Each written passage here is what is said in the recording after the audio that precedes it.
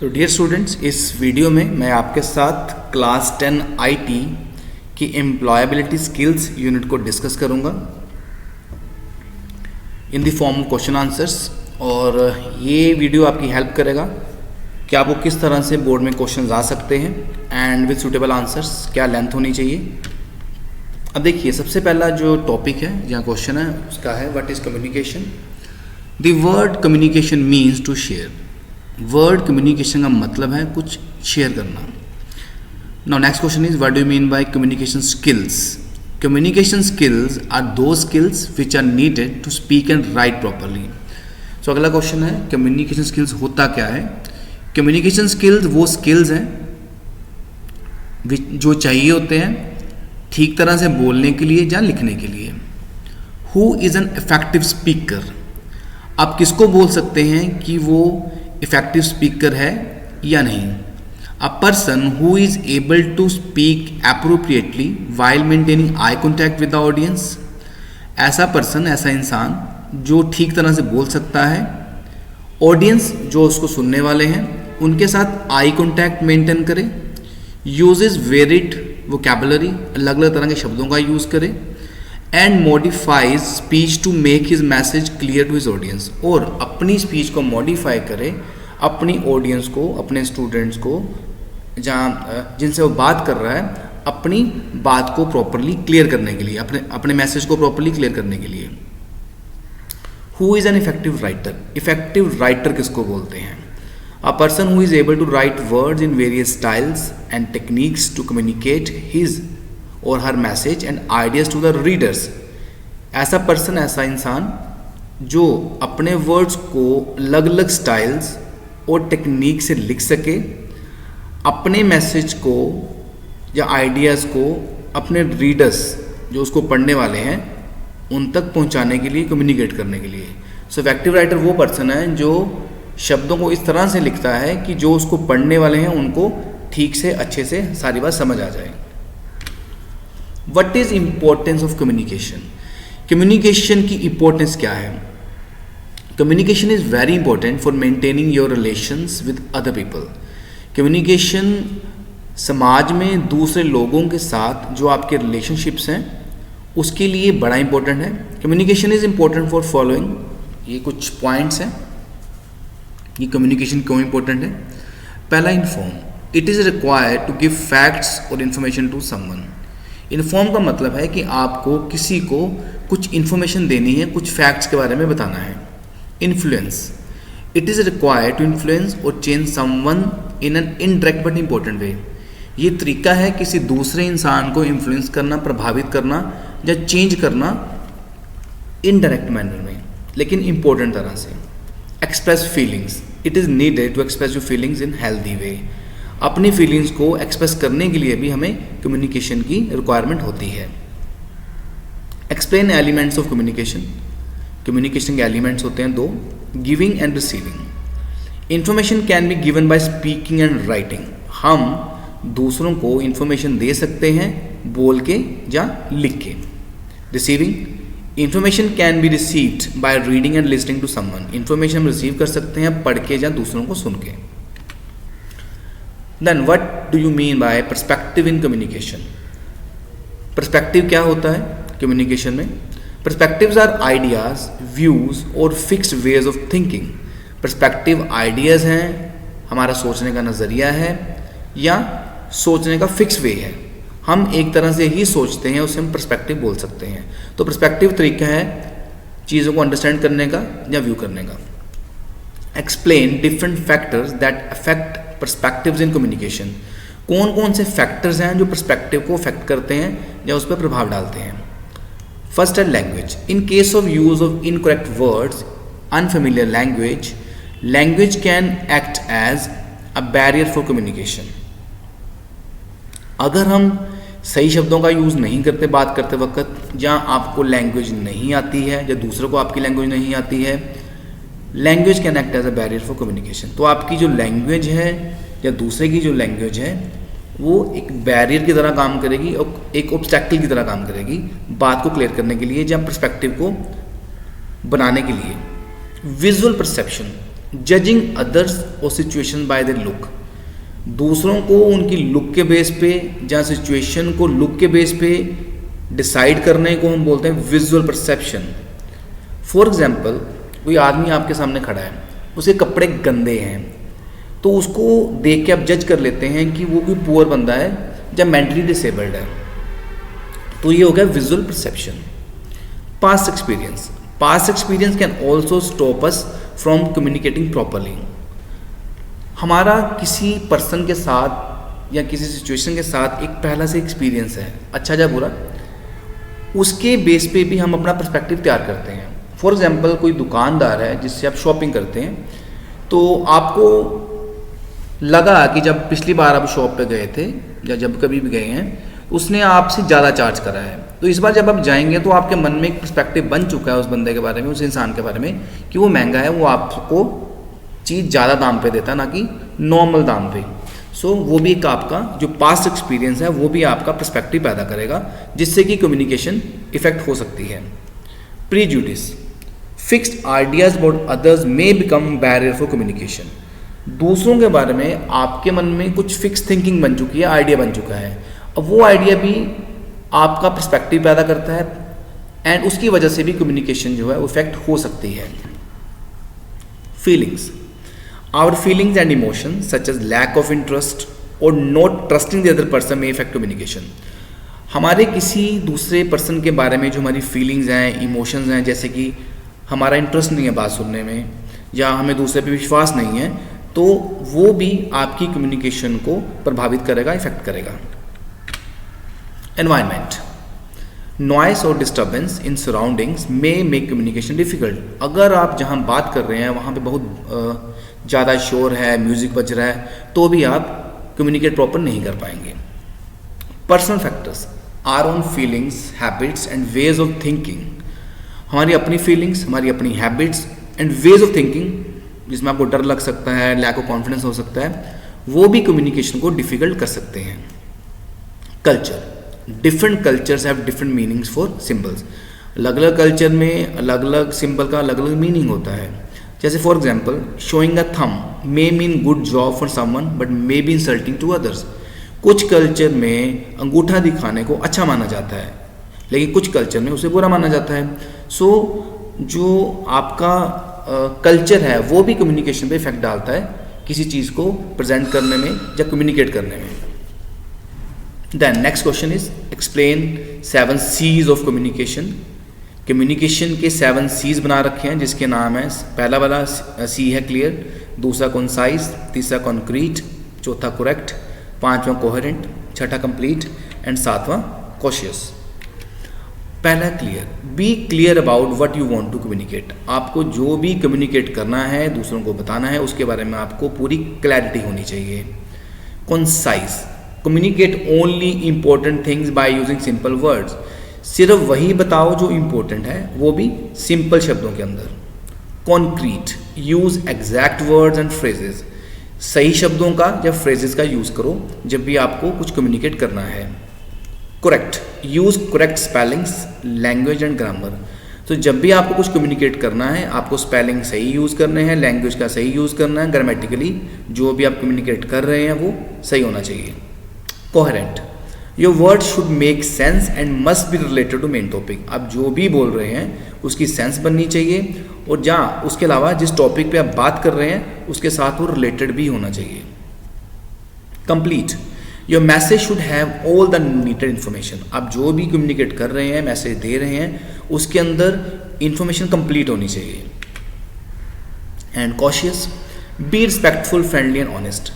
और जो आप कम्युनिकेट कर रहे हैं उस टाइम पे आप जिसके साथ बात कर रहे हैं, कम्युनिकेट कर रहे हैं, उसके प्रति रिस्पेक्टफुल होना चाहिए, फ्रेंडली होना चाहिए और ऑनेस्ट भी होना चाहिए। Now next is what is verbal communication. Verbal word बना वर्ब से। So verbal communication is the sharing of information by using words. जिस कम्युनिकेशन में हम वर्ड्स का यूज करते हैं उन्हें हम वर्बल कम्युनिकेशन बोल सकते हैं। Then explain types of verbal communication.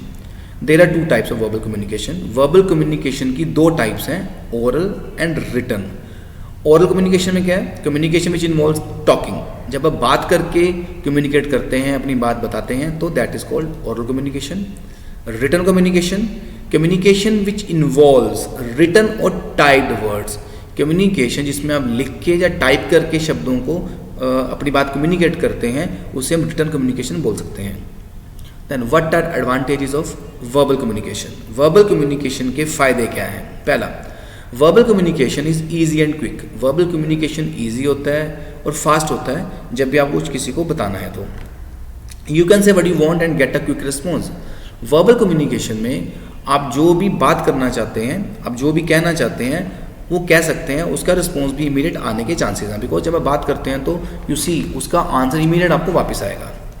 It is an easy way to exchange ideas, और वर्बल कम्युनिकेशन में आप बड़ी आसानी से अपने विचारों को, आइडियाज़ को किसी दूसरे के साथ एक्सचेंज कर सकते हैं। What are disadvantages of verbal communication, verbal communication के डिसएडवांटेज क्या है, नुकसान क्या है?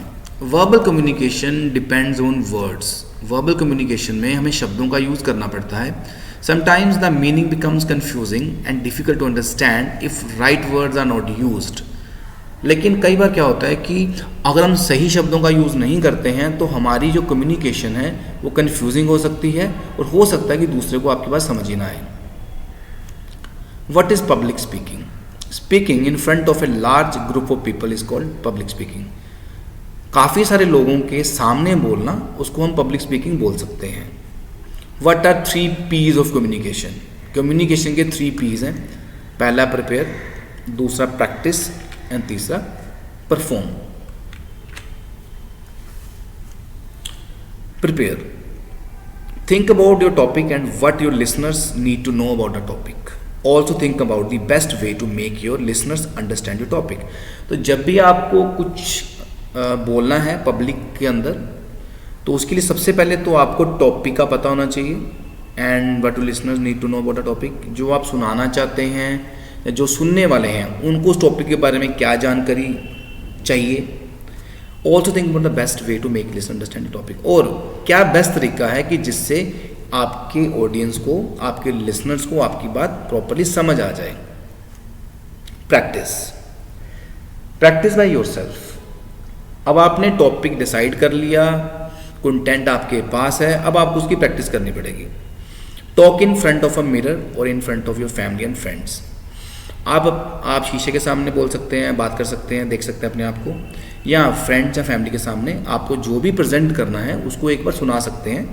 एंड टेक देयर रिव्यूज़, फिर उनके रिव्यूज़ लेके आप आगे चल सकते हैं। Speak clearly, loudly and at the right speed, आपको जो भी बोलना है वो क्लियर होना चाहिए, लाउड होना चाहिए और सही स्पीड पे होना चाहिए। बड़ा स्लो बोलेंगे तो बोरिंग हो जाएगा, बड़ा फास्ट बोलेंगे तो कुछ चीज़ें क्लियर हो ही नहीं पाएंगी। सो आपकी जो स्पीड है that should also be proper.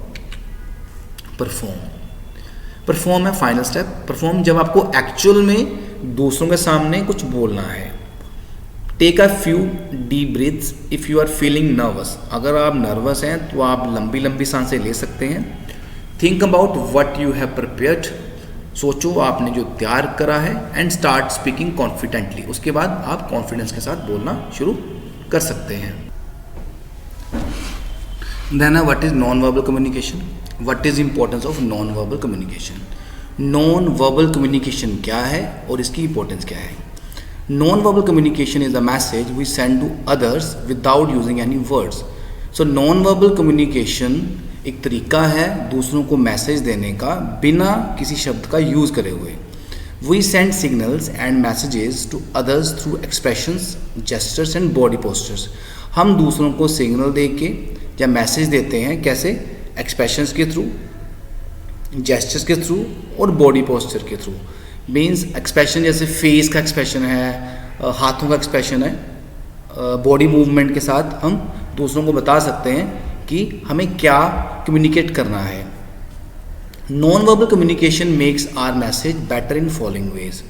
Non verbal कम्युनिकेशन हमारे मैसेज को बेटर करता है किस तरह से? पहला, using the right gestures and postures helps us to be professional at work. अपने काम में अगर हम सही जेस्चर्स का या पोस्चर्स का यूज़ करते हैं, इस्तेमाल करते हैं, तो हम अपने काम को प्रोफेशनल वे में कर सकते हैं। Using the right gestures while speaking makes our message more effective. और बोलते वक्त अगर हम साथ में हैंड मूवमेंट करते हैं, जेस्चर यूज़ करते हैं, तो हमारा मैसेज ज़्यादा बढ़िया तरह से आगे चला जाता है। Knowing non-verbal communication helps us understand our audience reaction and adjust our behavior or communication accordingly. Non-verbal communication को अंडरस्टैंड करने के बाद, समझने के बाद हमें ये समझ आना शुरू हो जाता है कि जो हमारी ऑडियंस है, जिनसे हम बात कर रहे हैं, उनकी मूवमेंट, उनके रिएक्शंस, उनके एक्सप्रेशंस के अकॉर्डिंगली हमें पता लग जाता है कि क्या उनको हमारी बात समझ आ रही है या नहीं आ रही है, एंड देन उसके अकॉर्डिंगली हम अपनी कम्युनिकेशन को चेंज कर सकते हैं, अपना बिहेवियर चेंज कर सकते हैं. If verbal messages are blocked by noise or distance, we can use hand movements to exchange our message. कई बार क्या होता है कि ड्यू टू नॉइस, बहुत ज़्यादा शोर की वजह से या डिस्टेंस की वजह से हम अपना मैसेज बोल के नहीं पहुंचा सकते, तो उस केस में हम हैंड मूवमेंट्स यूज़ करके अपने मैसेज को कम्युनिकेट कर सकते हैं. Right types of non verbal communication.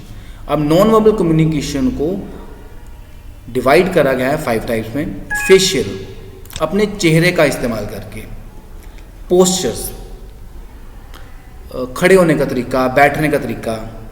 Body language, body language के थ्रू जहाँ आप कैसे हिलते हैं, बॉडी मूव करते हैं, that is body language. Touch करके एंड आई कॉन्टैक्ट के थ्रू. तो ये 5 तरह के नॉन वर्बल कम्युनिकेशन के मेथड्स एंड टेक्निक्स हैं. Know what is visual communication? Communication which involves sending and understanding messages only through images or pictures. Communication जिसमें हम अपने मैसेज को इमेजेस या पिक्चर्स के थ्रू भेजते हैं या अंडरस्टैंड करते हैं, उसको हम बोलते हैं visual communication. What is importance of feedback in A communication? Feedback का मतलब क्या है और उसका किसी कम्युनिकेशन में इम्पोर्टेंस क्या है? Feedback is defined as the response given by the receiver to the sender. Feedback response है जो रिसीवर देता है सेंडर को. फॉर एग्जाम्पल, लाइक एक टीचर है, टीचर आपको पढ़ा रहा है, वो हो गया सेंडर, आप सुन रहे हैं, आप है रिसीवर. अब टीचर ने आपको कुछ क्वेश्चन पूछा जो उन्होंने ऑलरेडी आपको पढ़ाया है. सो अगर तो आपका आंसर सही है, इसका मतलब आपको बात समझ आ चुकी है, वो आपका फीडबैक एक तरह से. और नहीं समझ आई, अगर नहीं आंसर दे पा रहे, इसका मतलब है कि आपको टॉपिक नहीं समझ आया हुआ. तो ये इस तरह से जो ऑडियंस रिस्पॉन्ड करती है उसको फीडबैक बोलते हैं. Sender needs response of the receiver in order to decide effectiveness of communication. तो सेंडर को रिस्पॉन्स ऑफ रिसीवर, जो सुनने वाला है या लर्नर है या ऑडियंस है, उसका फीडबैक हेल्प करता है ये डिसाइड करने में कि उसने जो कम्युनिकेट करा है क्या वो सही था, इफेक्टिव था या नहीं था. फीडबैक कैन बी नेगेटिव और पॉजिटिव. फीडबैक नेगेटिव पॉजिटिव दोनों तरह का हो सकता है. Feedback could be non verbal और वर्बल. फीडबैक नॉन वर्बल भी हो सकता है और वर्बल भी हो सकता है. वर्बल मतलब बोल के, नॉन वर्बल मतलब स्माइल के थ्रू, सर हिला के, एंड इस तरह से. What do mean by communication barrier? These are the blockages due to which the message may not be received by the receiver. Barrier blockages हैं जिनकी वजह से मैसेज जो है वो प्रॉपर आगे कन्वे नहीं होता, रिसीवर तक नहीं पहुंचता. List different communication barriers. ये अलग अलग तरह के बैरियर्स की लिस्ट है.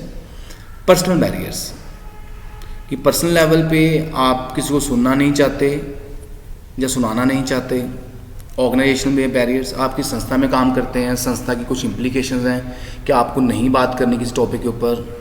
कल्चरल बैरियर्स, आपका कल्चर आपको बैरियर देता है या लगाता है कि आप किसी चीज़ के बारे में कम्युनिकेट नहीं करेंगे. सिमेंटिक लैंग्वेज कह सकते हैं. Gender barriers, male female barriers हैं कि फीमेल को मेल से बात नहीं करनी है या मेल को फीमेल से बात नहीं करनी है. परसेप्शनल बैरियर्स, हमारी किसी चीज़ के बारे में ऑलरेडी परसेप्शन बन चुकी है तो वो हमें रोकती है आगे बात करने से, कम्युनिकेट करने से. लैंग्वेज बैरियर, हमें दूसरे की लैंग्वेज नहीं आती है. इमोशनल, हम इमोशनली किसी तरह से परेशान हैं, जहाँ इस तरह के मूड में है कि हम बात कर ही नहीं पा रहे, कम्युनिकेट कर ही नहीं पा रहे. एनवायरमेंटल बैरियर्स, हमारा एनवायरनमेंट लो नहीं कर रहा बात करने के लिए, शोर बढ़ा है. फिजिकल बैरियर्स, और फिजिकली दूसरा पर्सन आपसे ज़्यादा दूर है जिसकी वजह से आपकी बात आगे कम्युनिकेट नहीं हो पा रही. तो ये सारे कम्युनिकेशन बैरियर्स हैं. How can we overcome communication barriers? Communication barriers को किस तरह से ख़त्म किया जा सकता है? तो उसका पहला मेथड है active listening. Active listening means actively listening, that is fully concentrating on what is being said rather than just hearing the message of the speaker. Active listening का मतलब ये है कि जब कोई बोलता है तो आपका पूरा ध्यान उस तरफ होना चाहिए कि वो क्या बोल रहा है, rather कि हम सिर्फ सुने उसको. Use simple language. It is important to use language that can be easily understood. Language वही यूज़ करनी चाहिए जो आसानी से समझ आ जाए. अवॉइड यूजिंग मेडिकल टर्म्स और jargons while speaking to clients and their families. और डिफ़िकल्ट वर्ड्स का या मेडिकल टर्म्स का यूज़ नहीं करना चाहिए अपने क्लाइंट या फैमिली के साथ बात करते वक्त, बिकॉज उनको नहीं समझ आएगा आप क्या कन्वे करना चाहते हैं. Give constructive feedback. Feedback is very important part of communication.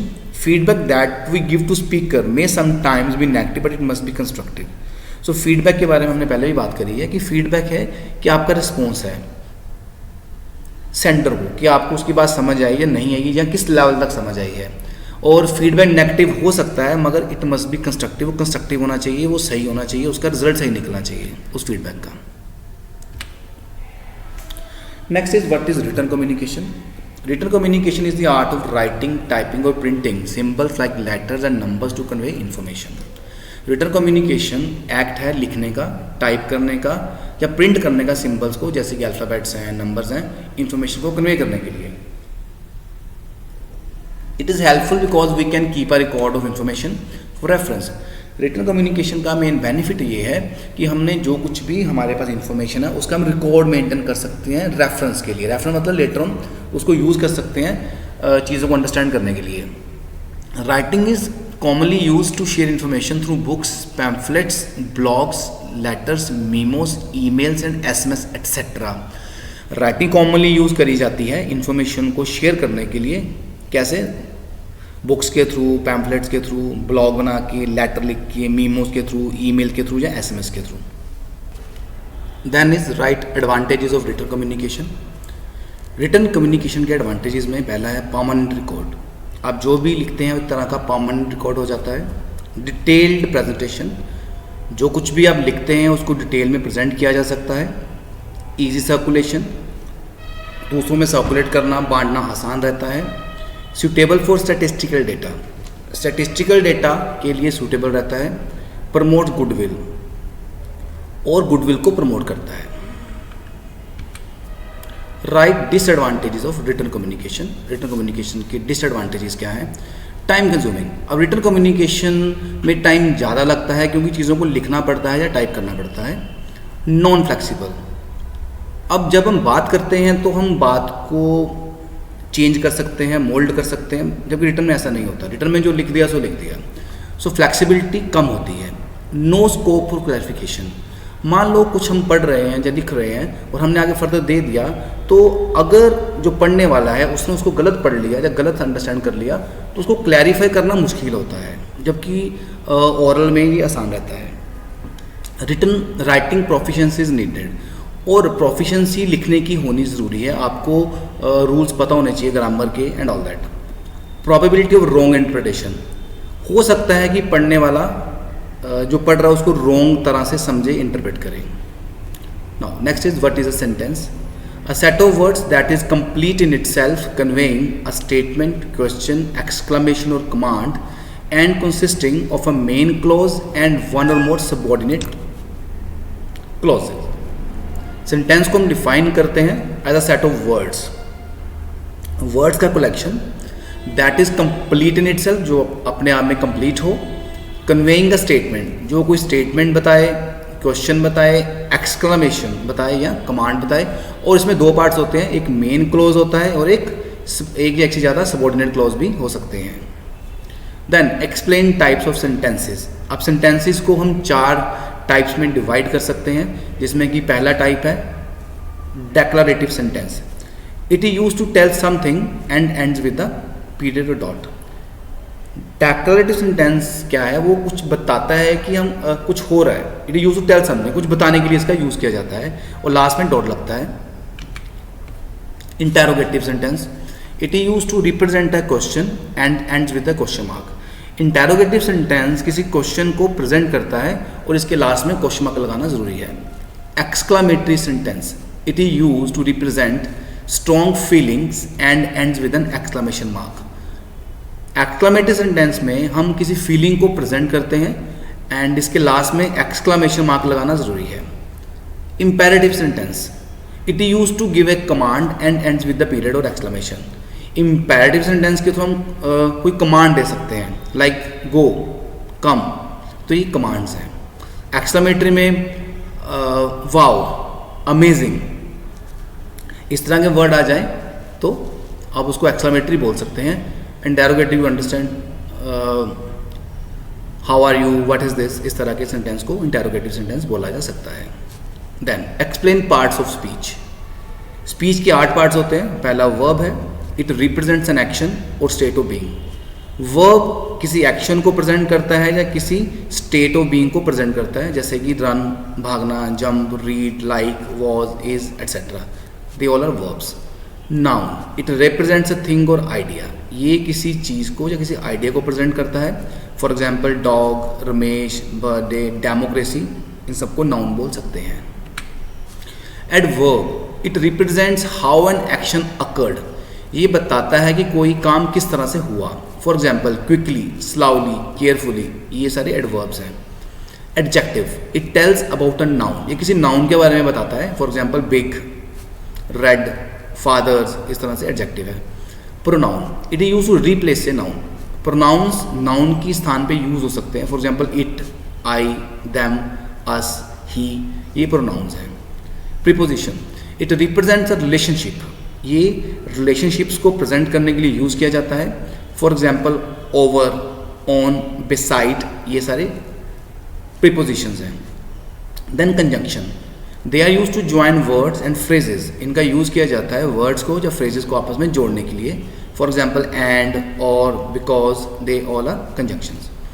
Interjection, it represent surprise. ये सरप्राइज को प्रेजेंट करते हैं। For example wow, oh my god, इस तरह से ये सारे इंटरजेक्शंस हैं। Explain article writing. Article writing is the process of creating a non-fiction text about current or recent news, items of general interest और specific topic। Article writing process है कुछ लिखना, कुछ टेक्स्ट लिखना, करंट या रिसेंट न्यूज़, किसी news के बारे में या किसी जनरल इंटरेस्ट के आइटम के बारे में या किसी टॉपिक के ऊपर। ये उसका फॉर्मेट है। टॉप पे आएगा topic of article, then by, ये आर्टिकल किसने लिखा। पहला point introduction of topic, topic का इंट्रोडक्शन, उसका मीनिंग और present status. Causes of the topic, अगर कोई प्रॉब्लम है तो उसका क्या कारण है। स्टैटिस्टिक्स ऑफ द टॉपिक, अगर प्रॉब्लम है तो उसके स्टैटिस्टिक्स अगर पता है तो उसके बारे में। एडवांटेजेस, डिसएडवांटेज टॉपिक, जो भी टॉपिक है, प्रॉब्लम है, उसके एडवांटेजेस, डिसएडवांटेज लिखने पड़ेंगे। And conclusion with warning, message, advice, steps required. और कंक्लूजन में हम वार्निंग दे सकते हैं, मैसेज दे सकते हैं, एडवाइस दे सकते हैं, या स्टेप्स बता सकते हैं कि आपको किस तरह से किसी पर्टिकुलर प्रॉब्लम को हैंडल करना है या किसी काम को करना है। Now what is a paragraph? Paragraph is a group of sentences that are organised and are or related to a single topic. Paragraph sentences का ग्रुप होता है जिसको ऑर्गेनाइज करा जाता है और वो सिंगल टॉपिक के बारे में ही होता है। Now next is what is stress? It's very important unit.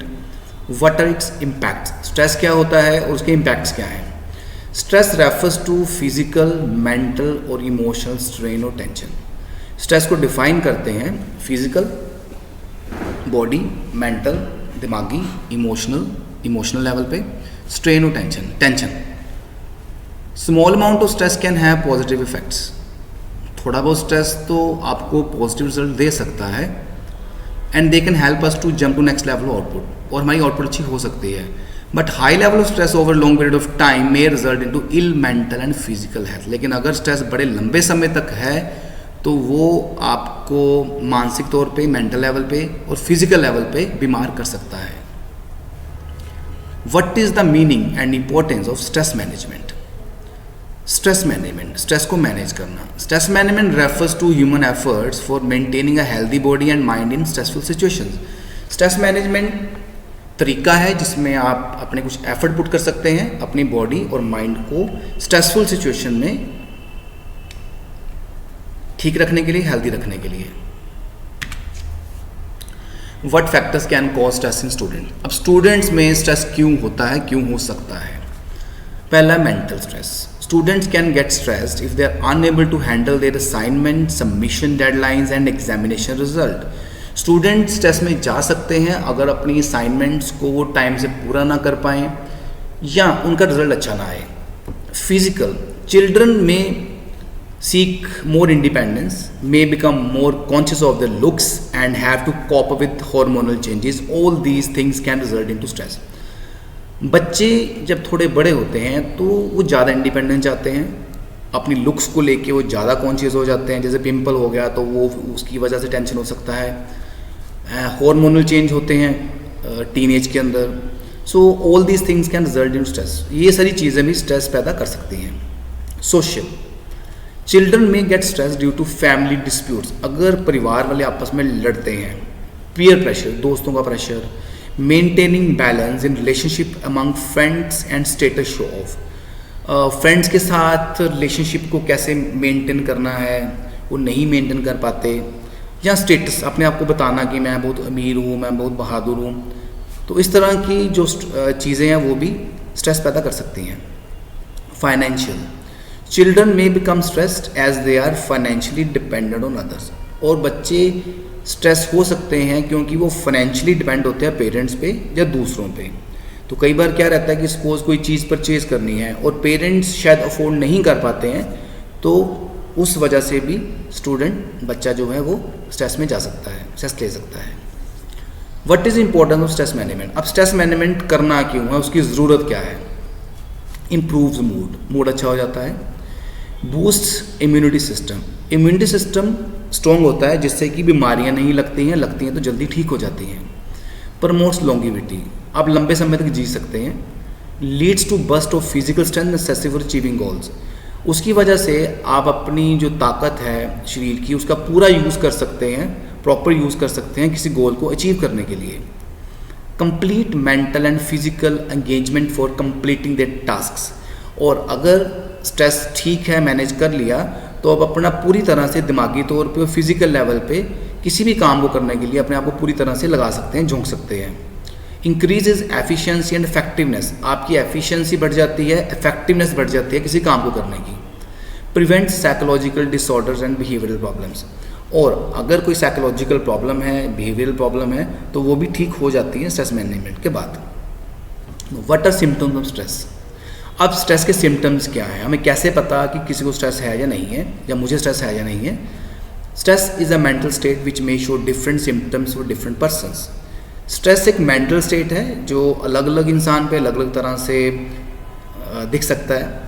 Most common symptoms are, symptom जो सबसे कॉमन है उनमें से पहला सिम्टम है फिजिकल साइंस में आप ले सकते हो ब्रेथलेसनेस, आपको लगता है सांस कम आ रही है, ड्राई माउथ, मुंह सूख रहा है। बटरफ्लाइज इन स्टमक, पेट में तितलियाँ उड़ रही हैं ऐसा फील होता है। इंडाइजेशन, खाना नहीं पच रहा। नोशिया, जुकाम, एसिडिटी है। फटीक, थकावट। स्वेटी पाम्स, हाथों पे पसीना आना। कोल्ड हैंड, ठंडे हाथ और पैर, इरिटेशन होना। हाइपर एक्टिविटी, बहुत ज़्यादा एक्टिव होना। मेंटल साइंस, मेंटल साइंस में इरिटेशन है, इम्पेशंस, आप टिक के नहीं बैठ सकते। लोनलीनेस, अकेलापन महसूस होना, अपसेट होना मूड का। एंग्जाइटी, चिंता रहनी, डिप्रेशन में जाना, फ्रस्ट्रेशन होना, बोर होना। गिल्ट, अपने आप को गिल्ट फील करना, गुनहगार फील करना। इनसिक्योरिटी, अपने आप को सिक्योर फील नहीं करना। एंड फॉरगेटफुलनेस, चीज़ें याद ना रहना। तो ये साइंस हैं स्ट्रेस के। Which activities can help in stress management, कौन कौन सी एक्टिविटी से हम स्ट्रेस मैनेज कर सकते हैं। पहला है physical exercise. Physical exercise like walking, skipping और प्लेइंग सम गेम में रिमूव स्ट्रेस। कोई भी एक्सरसाइज जैसे सैर करना, स्किपिंग करना, कोई गेम खेलना, ये स्ट्रेस को ख़त्म करने में हेल्प कर सकता है। As they stabilise mood, improve self esteem and give sleep, क्योंकि इससे मूड अच्छा होता है, आपकी सेल्फ स्टीम इम्प्रूव होती है, कॉन्फिडेंस बढ़ता है और आपको अच्छी नींद आती है। Yoga, yoga help to reduce stress, yoga stress को रिड्यूस करने में हेल्प करता है। It consist of postures and breathing exercises to get control of body and mind. Yoga में हम अलग अलग तरह के पोस्चर्स यूज़ करते हैं, ब्रीदिंग एक्सरसाइज होती हैं, जिसकी वजह से आप अपने बॉडी पे और माइंड पे कंट्रोल कर सकते हैं। Meditation, it's a practice in which a person has to focus his her mind on a particular object, thought or activity to calm his mind. इस एक प्रैक्टिस है जिसमें कि पर्सन को अपने दिमाग को एक पर्टिकुलर ऑब्जेक्ट पे, विचार पे, एक्टिविटी पे फोकस करना होता है अपने माइंड को शांत करने के लिए. रिक्रिएशनल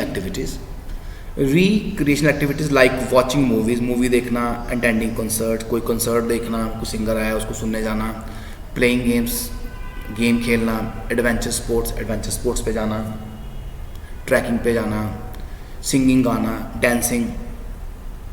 डांस करना एंड स्केचिंग, कुछ ड्राइंग करना can result in managing stress. ये सारी चीज़ें जो हैं वो स्ट्रेस मैनेज करने में हेल्प कर सकती हैं. गोइंग ऑन वेकेशंस, घूमने जाना. Going to vacation with family and friends takes us away from routine life and helps us to see and appreciate different faces of life.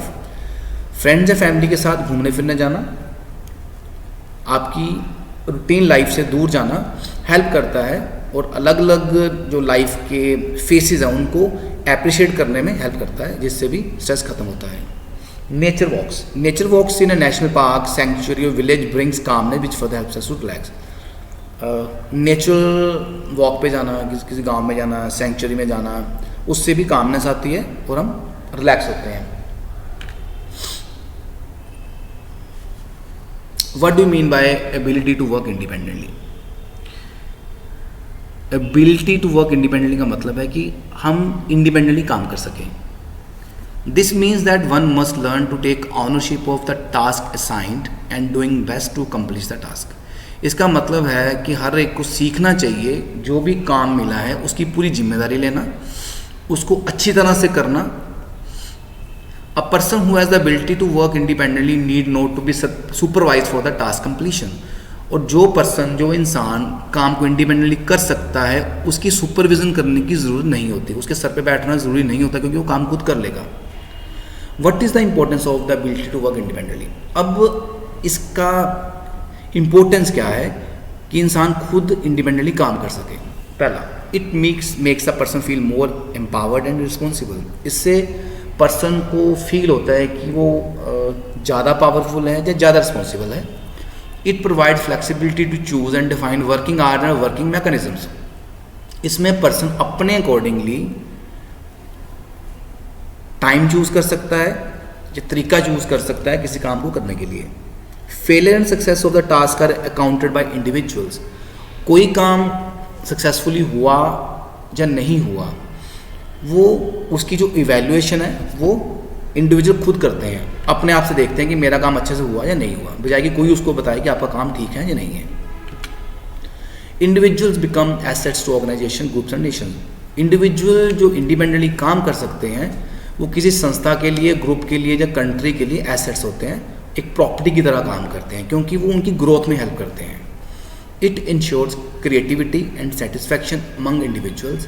ये लोगों के अंदर, पर्सन के अंदर क्रिएटिविटी पैदा करते हैं और सेटिस्फैक्शन भी देते हैं. देन है how can ability to work independently enhanced. Independently काम करने की काबिलियत को किस तरह से इम्प्रूव करा जा सकता है, बढ़िया करा जा सकता है. Ability to work independently can be enhanced as self awareness. Self awareness मतलब अपने बारे में जानकारी होना. Having conscious knowledge of your own self, capabilities, feelings and one's own character is called self awareness.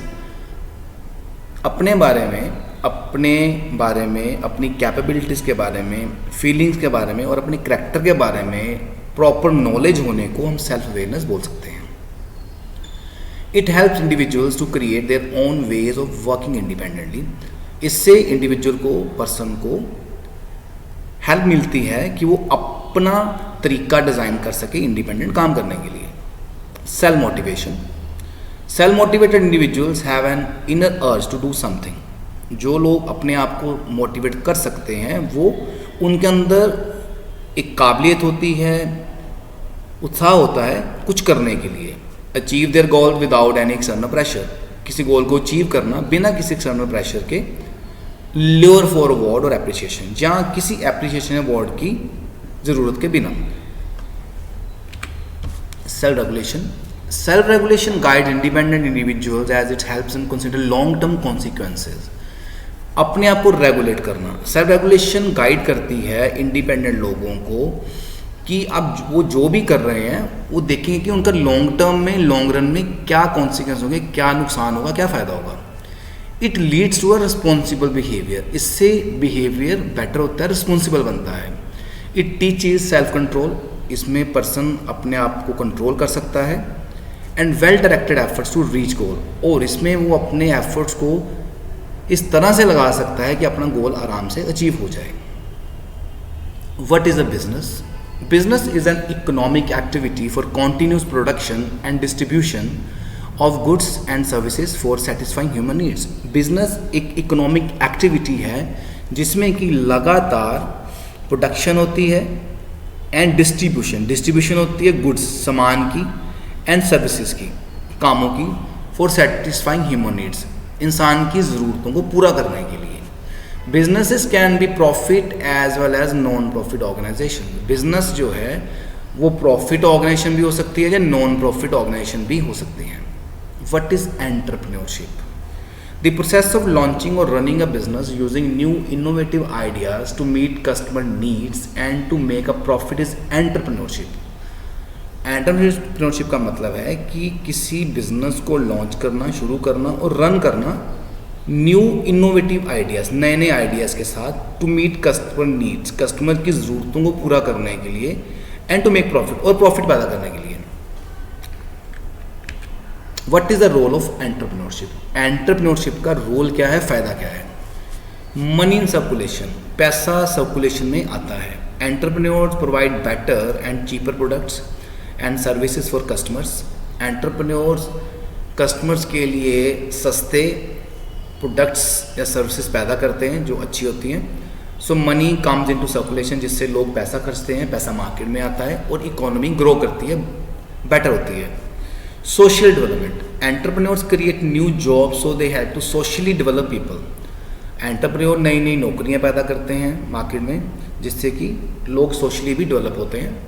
Improved standard of living, entrepreneurs make more things available for people so that they can live a better and comfortable life. Entrepreneurs नई चीज़ें बनाते हैं और लोगों के लिए available कराते हैं, जिनसे उनकी लाइफ बेटर होती है और कंफर्टेबल होती है। Optimal use of resources, entrepreneurs try to find optimal ways to use existing resources to reduce cost and increase their profits. Entrepreneurs कोशिश करते हैं इस तरह के वेज, तरीकों को निकालने की, जिससे कि जो एग्जिस्टिंग रिसोर्सेज हैं उनको यूज़ किया जा सके कॉस्ट रिड्यूस करने के लिए और प्रॉफिट बढ़ाने के लिए। Cheaper products and services at competitive price, सस्ते प्रोडक्ट्स कॉम्पिटिटिव प्राइस पे, बेटर प्राइस पे। Entrepreneurs compete in the market, entrepreneur जब मार्केट में कम्पीट करते हैं so price of products automatically come down, जिससे कि जो भी सामान प्रोडक्ट्स मार्केट में अवेलेबल हैं उनका जो प्राइस है, कॉस्ट है, वो कम हो जाएगी। What are qualities of a successful entrepreneur? किसी सक्सेसफुल एंटरप्रेन्योर की काबिलियत क्या क्या खूबियाँ होती हैं? पहला, पेशेंस। किसी भी बिजनेस में पेशेंस तो रखना ही पड़ेगा। पॉजिटिविटी, वो हमेशा पॉजिटिव रहते हैं। हार्ड वर्क तो करना पड़ेगा। नेवर गिव अप, कभी हार नहीं मारनी। कॉन्फिडेंस होना ज़रूरी है। Open to trial and error, काम किया, गलती आ सकती है, नेक्स्ट टाइम उसको नहीं करेंगे। क्रिएटिविटी, आपके अंदर क्रिएटिविटी होनी चाहिए। इनोवेशन, और कुछ नया चीज़ क्रिएट करने का मन में विचार होना चाहिए या थॉट होना चाहिए। Now explain characteristics of entrepreneurship. Entrepreneurship के क्या क्या कैरेक्टरिस्टिक्स होते हैं, क्या क्या होना चाहिए? Ability to take risk, risk लेने की काबिलियत होनी चाहिए। Believe in hard work and discipline, hard work और डिसिप्लिन में आपका विश्वास होना चाहिए।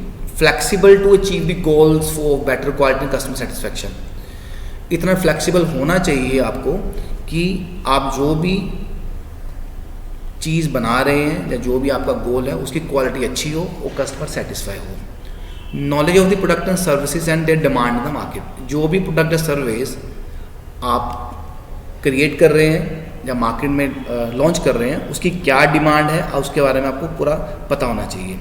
Financial literacy and money management skills, आपको पैसे कैसे लेन देन का पूरा जानकारी होना चाहिए, कैसे मनी मैनेज करनी है उसके बारे में नॉलेज होना ज़रूरी है। इफेक्टिव प्लानिंग एंड एग्जीक्यूशन, और आप अच्छे से प्लानिंग कर सकें और अपनी प्लानिंग को एग्जीक्यूट भी कर सकें। Then what are benefits of entrepreneurship. Entrepreneurship के बेनिफिट्स क्या हैं? Do what you are interested to do. आप वो कर सकते हैं जो आपका मन करे। Work for your self not for others. अपने लिए काम करना है, ना कि दूसरों के लिए। Make profits for your self. अपने लिए प्रॉफिट पैदा करना।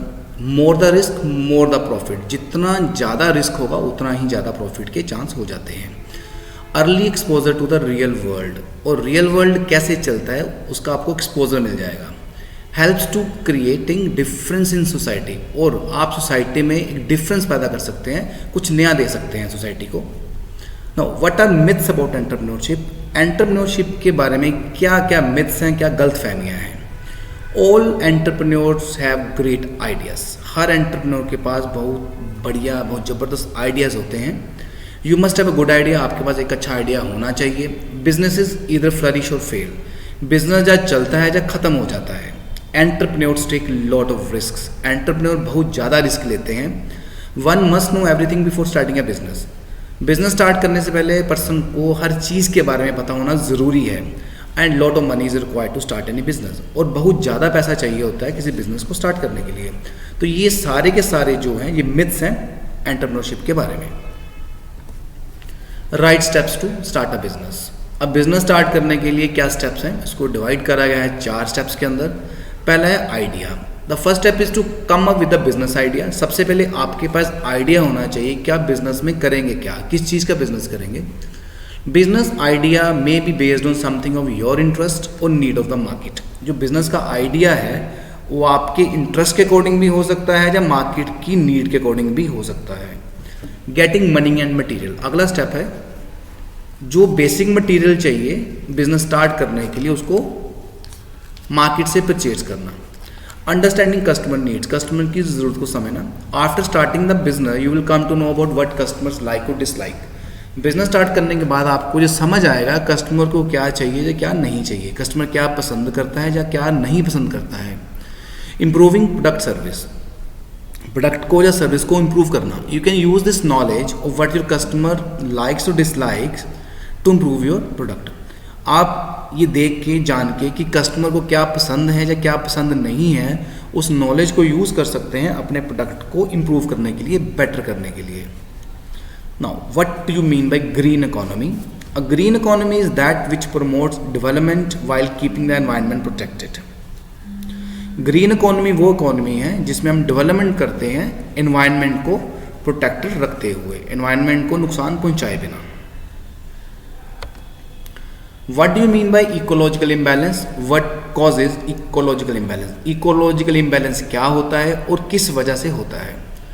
Ecological imbalance is caused when natural or man-made disturbance disrupts the natural balance of ecosystem.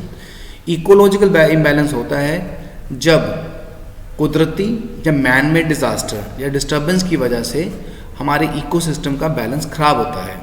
Different factors that cause ecological imbalance are, ये कुछ फैक्टर्स हैं जिसकी वजह से इकोलॉजिकल इम्बैलेंस हो सकता है। डिफॉरेस्टेशन, जंगलों की कटाई। Degradation of land and soil halogen, land खराब हो गया, सॉइल एरोजन हो रहा है। ओवर एक्सप्लॉयटेशन ऑफ रिसोर्सेज, जो नेचुरल सोर्सेज हैं उनको बहुत ज़्यादा एक्सप्लॉयट करा गया। इंडस्ट्रियल एंड एटमॉस्फेरिक पोल्यूशन, फैक्ट्रियों की वजह से या मौसम का पोल्यूशन, वातावरण का पोल्यूशन। फॉल्टी माइनिंग प्रैक्टिसेस, जो माइनिंग होती है वो गलत तरह से करना। Now what do you mean by natural resource conservation. Natural resource conservation का मतलब क्या है? Natural resource conservation is a term that specifies that we need to conserve and save our natural resources like air, water, land and energy so that future human generation can survive. Natural resource conservation एक term है जो ये बताती है कि हमें अपने natural resources जैसे कि हवा, पानी, लैंड और एनर्जी को कंजर्व करना है, सेव करना है, ताकि जो हमारी फ्यूचर जनरेशन है, जो हमारे आने वाली पीढ़ियां हैं, वो जिंदा रह सकें, सर्वाइव कर सकें। What do you mean by green economy and what is its importance? Green economy is a biological economy that is concerned with renewable energy. Green economy एक बायोलॉजिकल इकोनॉमी है जो कंसर्न्ड है जो जुड़ी हुई है किसके साथ, रीन्यूएबल एनर्जी। ऐसी एनर्जी यूज़ करना है जिसको हम बार बार यूज़ कर सकें, जैसे सोलर एनर्जी होती है। ग्रीन बिल्डिंग्स, बिल्डिंग्स को इस तरह से बनाना है कि वो नेचुरल वे में काम करें, नेचुरल वे में लाइटनिंग दें, जहाँ हवा प्रॉपर पास हो। Clean transportation, transportation facility clean हो, लाइक इलेक्ट्रिकल व्हीकल्स आ जाएं तो। Water waste and land management, और जो भी पानी है, वेस्ट है, लैंड, उनको प्रॉपर्ली मैनेज किया जाए। It is also defined as low carbon, इसमें कार्बन एमिशन कम से कम होना चाहिए। रिसोर्स एफिशिएंट, रिसोर्सेज बेटर होने चाहिए। एंड सोशली इंक्लूसिव इकोनॉमी, और इसमें पूरी सोसाइटी को सोशली इंक्लूसिव इकोनॉमी, मतलब कि इकोनॉमी में इस तरह से उसको चलाना है कि सब लोग इन्वॉल्व हों उसके अंदर। Growth in employment and income are driven by public and private investments into such economic activities, और एम्प्लॉयमेंट बढ़े, इनकम बढ़े, कैसे, पब्लिक, सरकारी और प्राइवेट लोग इन्वेस्ट करें इन इकोनॉमिक एक्टिविटीज़ के अंदर। Infrastructures and assets that allow reduce carbon emissions, और हम वो इंफ्रास्ट्रक्चर बनाएं, एसेट्स बनाएं जिससे कि कार्बन एमिशन, पोल्यूशन कम हो। Enhanced energy and resource efficiency, energy ज़्यादा हो हमारे पास और रिसोर्सेज को अच्छे से यूज़ कर सकें। And prevention of loss of biodiversity and ecosystem services, और बायोडाइवर्सिटी और इकोसिस्टम सर्विसेज का लॉस कम से कम हो। Then what do mean by sustainable development? Sustainable development का मतलब क्या है? Sustainable means what is good for economy. Sustainable का मतलब है ऐसा जो अच्छा है इकोनॉमी के लिए, as well as the future of environment, और एनवायरनमेंट के फ्यूचर के लिए। For example natural farming without using chemical fertilisers which permanently harms the soil. हम नेचुरल फार्मिंग करें केमिकल फर्टिलाइजर्स का, खादों का यूज़ किए बिना, जो कि ज़मीन को ख़राब करते हैं, मिट्टी को ख़राब करते हैं। How can individuals contribute to sustainable development goals? हम अलग अलग अपने इंडिपेंडेंट लेवल पे किस तरह से सस्टेनेबल डेवलपमेंट गोल्स को अचीव कर सकते हैं, कैसे कंट्रीब्यूट कर सकते हैं उसके अंदर। Sustainable development can happen only when each one of us works towards it. Sustainable development तभी हो सकती है जब हम सभी मिल के काम करें। One has to become a responsible environment citizen, हर एक को एक रिस्पॉन्सिबल सिटीजन बनना पड़ेगा। हु कैन प्रोटेक्ट एनवायरनमेंट, जो एनवायरनमेंट को बचा सके थ्रू एफर्ट्स, कुछ काम करके। Who can help others to get quality education, दूसरों की हेल्प करे कि उनको अच्छी एजुकेशन मिले। By reducing inequalities in the society, और समाज में से जो इनइक्वालिटी है उसको ख़त्म किया जा सके या कम किया जा सके।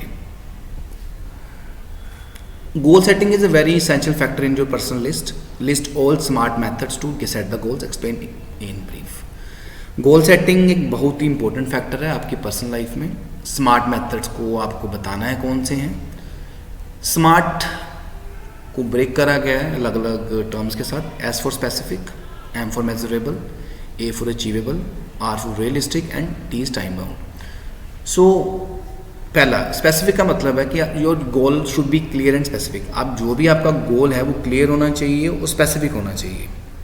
Otherwise you won't be able to focus your efforts to achieve it. Otherwise आप अपना फोकस नहीं लगा पाएंगे अपने गोल को अचीव करने के लिए। Measurable, goals must be measurable so that you can track your progress and stay motivated. Goals को आप मेजर कर सको ताकि आप अपनी प्रोग्रेस को ट्रैक कर सकें और मोटिवेटेड भी रह सकें। अचीवेबल, ये गोल should be realistic and achievable. आप जो भी गोल सेट कर रहे हैं वो रियलिस्टिक होना चाहिए और उसको आप अचीव करने के काबिल भी होने चाहिए। If you set an achievable goal, अगर आप कोई अचीवेबल गोल सेट करते हैं, you may be able to identify different opportunities.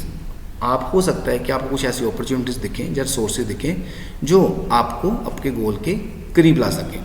Relevant, your goal must be relevant for you. आप जो भी गोल सेट कर रहे हैं वो आपको आपके साथ रेलेवेंट होना चाहिए, आपको उसका कोई फ़ायदा होना चाहिए। It will help you to move forward towards achieving your goal, जिससे कि आप अपने गोल की तरफ बढ़ पाएंगे आराम से। Time bound, your goal you should set a target date to complete your goal. आपको एक टारगेट डेट रखनी चाहिए जब तक आपको अपना गोल कंप्लीट करना है। It will help you to set your priorities, इससे आप अपनी प्रायोरिटी सेट कर पाएंगे। फोकस कर पाएंगे and do something to work forward, वो करेंगे जिससे भी आप आगे बढ़ सकें। What are measures to increase performance of computer system? हम कंप्यूटर की परफॉर्मेंस कैसे बढ़ा सकते हैं? पहला, remove extra files like temporary files, images. Computer में से जो भी फालतू की टेम्प्रेरी फाइल्स हैं या इमेजेस हैं उसको आप रिमूव कर दीजिए। Use some disk cleaner software, disk cleaner software होते हैं उसका यूज़ कर सकते हैं। अपडेट सॉफ्टवेयर रेगुलर बेसिस, अपने सॉफ्टवेयर रेगुलरली अपडेट करें। और इस तरह से बड़ी सारी और मेथड्स हैं, टेक्निक्स हैं जिससे कि कंप्यूटर की परफॉर्मेंस को इम्प्रूव किया जा सकता है।